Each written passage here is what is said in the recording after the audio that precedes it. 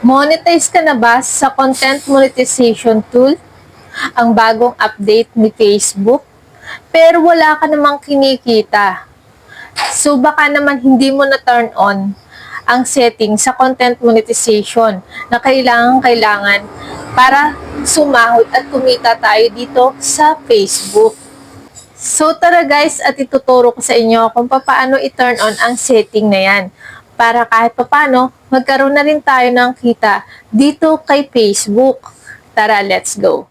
Ayan, andito na tayo sa loob ng Facebook ko guys, at dito nga sa mismong account natin, pindutin lang natin ang professional dashboard.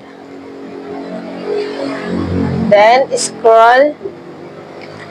Hanapin natin ang content monetization. Ito guys. So, click natin yan.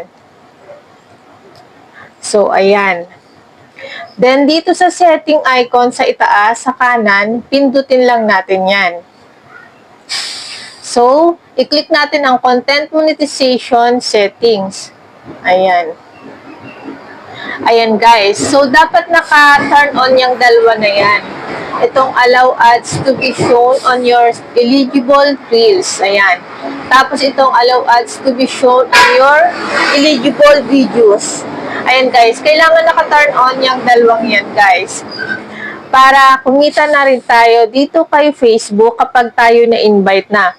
Kasi guys, kapag naka-turn off yung dalawang yan, kahit anong gawa natin ng video, kahit anong post natin sa ating Facebook, ay hindi kikita ang mga ina-upload natin kasi nga naka-off itong dalawang to. Kaya kailangan i-turn on natin yan guys. So, ayan.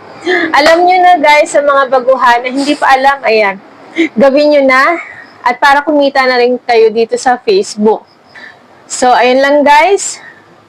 Thank you for watching. Bye-bye.